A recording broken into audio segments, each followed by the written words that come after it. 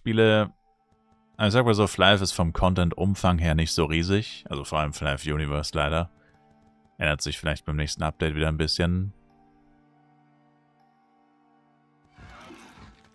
Und das Hauptproblem, was viele MMORPGs haben, aber das haben alle, auch die großen, ist, dass sie zwar viele Sachen haben oder viel Content, der aber größtenteils komplett irrelevant ist.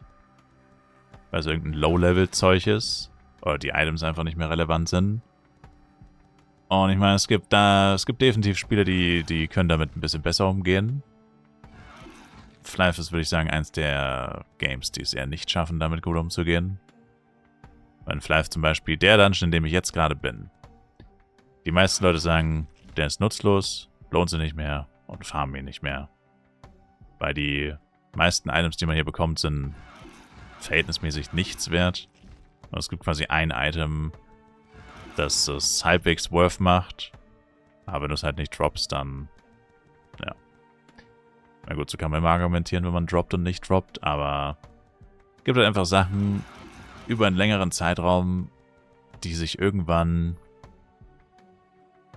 nicht mehr wirklich lohnen, weil der Content einfach out of date ist. Und man macht eigentlich jeden Tag nur noch das Gleiche. Das, was sich halt am meisten lohnt. Aber das Problem hat nicht nur Flife, sondern viele Spiele. Fast alle, würde ich sagen. Die allermeisten. MMORPGs. Aber Flife Universe hat es definitiv. Also Flife Universe hat einerseits das Problem, es gibt gar nicht so viel, was man machen kann. Und von den Dingen, die man machen kann, lohnen sich einige kaum. Oder wenig. Weniger. Als andere. Aber wie gesagt, ist definitiv nicht das einzige Spiel, wo das so ist. Und wir kriegen hoffentlich bald ein Update und dann muss man wieder gucken, wie es da dann wird.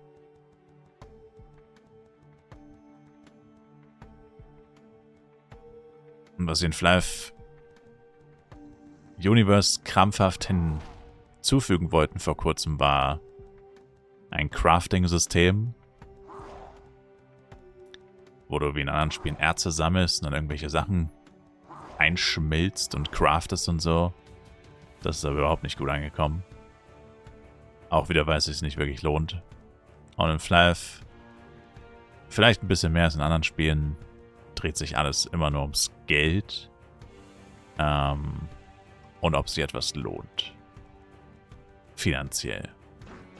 Und natürlich gibt es schon noch verschiedene Stufen davon. Es gibt Leute, die nehmen das sehr ernst und probieren wirklich zu min-maxen. Es gibt Leute, die nehmen es nicht ganz so ernst.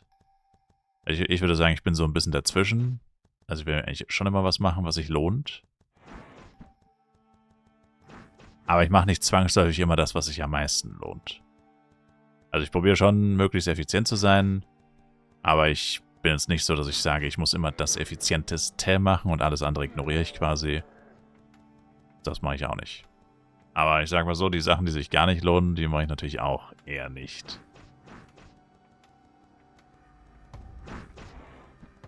Aber da ist jeder anders. Aber in Flife ist es schon ziemlich extrem. Also das würde ich schon sagen, das ist in Flife auf jeden Fall so.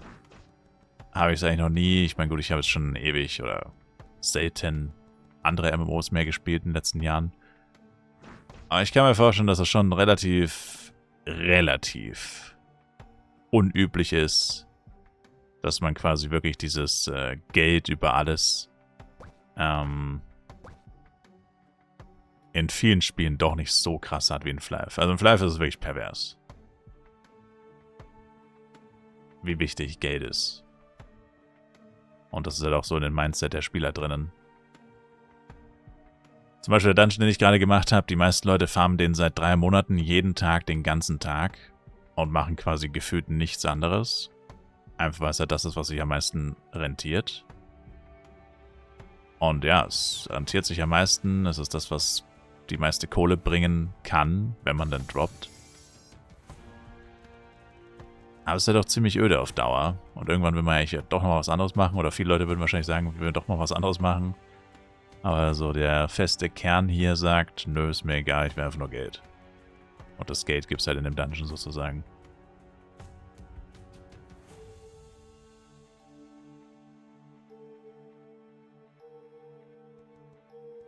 Potenziell. Du liebst es aber etwas zu machen, um am Ende einen seltenen Drop zu bekommen. Ja, das gibt's auch. Also es gibt schon auch seltene Drops, die halt... Ich meine, vielleicht Universe wären das so Skins. Oder so. Aber da legen die meisten Leute tatsächlich auch gar nicht so viel Wert drauf. Also Skins an sich schon, aber sie selber zu farmen oder so, darauf eher weniger. Beim ersten FEC war das noch ein bisschen mehr. Aber mittlerweile sind die Skins halt auch ein bisschen ausgelutscht. Die schon länger im Game sind. Die meisten. Gibt ein paar spezielle, die sind ultra selten, die lohnen sich theoretisch schon noch. Aber da ist halt wieder das Problem. Bei den Skins. Ja, sie sind ultra selten und ja, sie sind noch ziemlich teuer. Aber du musst halt einen Dungeon machen, der sich überhaupt nicht rentiert. Wenn du einen Skin droppst, worth. Wenn du ihn nicht droppst, komplette Zeitverschwendung. Und das ist halt das Mindset in Flive. Weil man da sagen muss, das ist schon wirklich heftig mit den Skins. Wenn du Pech hast, machst du einen Dungeon 200 Mal und droppst ihn nicht. Also ich weiß auch, beim ersten FEC die Grr-Axt, das ist auch ein seltener Dungeon-Boss-Skin.